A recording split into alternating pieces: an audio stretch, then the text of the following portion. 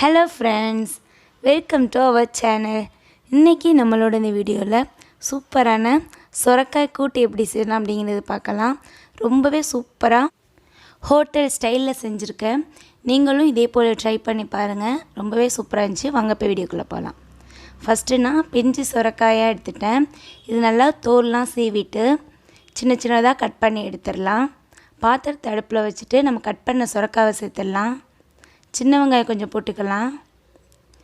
அதில் ஒரு சின்ன தக்காளி கட் பண்ணி போட்டுடலாம். கொஞ்சமாக கடலைப்பருப்பு ஊற வச்சுருக்கேன், அதையும் அதிலே சேர்த்துடலாம். கொஞ்சமாக மஞ்சள் தூள் சேர்த்துடலாம். கொஞ்சம் சோம்புத்தூள் சேர்த்துடலாம். தேவையான அளவு உப்பு சேர்த்துடலாம். இதுக்கு கொஞ்சமாக தண்ணி விட்டு வேக வச்சிடலாம். இது நல்லா மிக்ஸ் பண்ணி விட்டுட்டு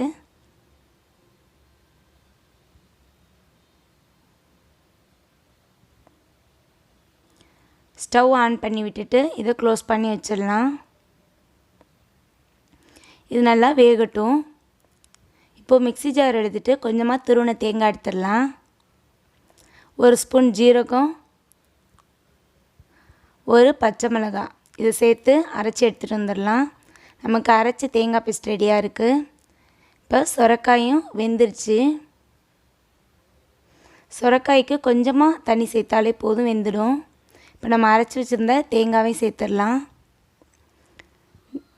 கொஞ்சமாக தண்ணி அலசி ஊற்றிடலாம்.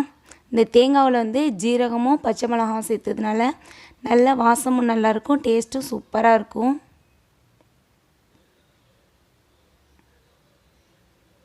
இது ஒரு நிமிஷம் வச்சு நல்லா கொதிக்கட்டும். கொதித்ததுக்கப்புறம் இறக்கி வச்சிடலாம். இப்போ தாளிக்கிறதுக்கு கொஞ்சமாக எண்ணெய் ஊற்றிடலாம். அதில் கொஞ்சம் கடுகு, சோம்பு கொஞ்சம் போட்டுக்கலாம். சின்ன வெங்காயம் கொஞ்சம் சேர்த்து நல்லா வதங்கட்டும். இப்போ கொஞ்சம் கருவேப்பிலை சேர்த்துடலாம். கொஞ்சம் நேரம் வதங்கட்டும். வதங்கினதுக்கப்புறம் கொஞ்சமாக மிளகாய்த்தூள் சேர்த்துடலாம். இது கருக விடாமல் லைட்டாக தாளித்து விட்டு இது மேலே ஊற்றிடலாம். ரொம்பவே ஃபாஸ்ட்டாக சொரக்காய் கூட்டு ரெடி ஆயிடுச்சு.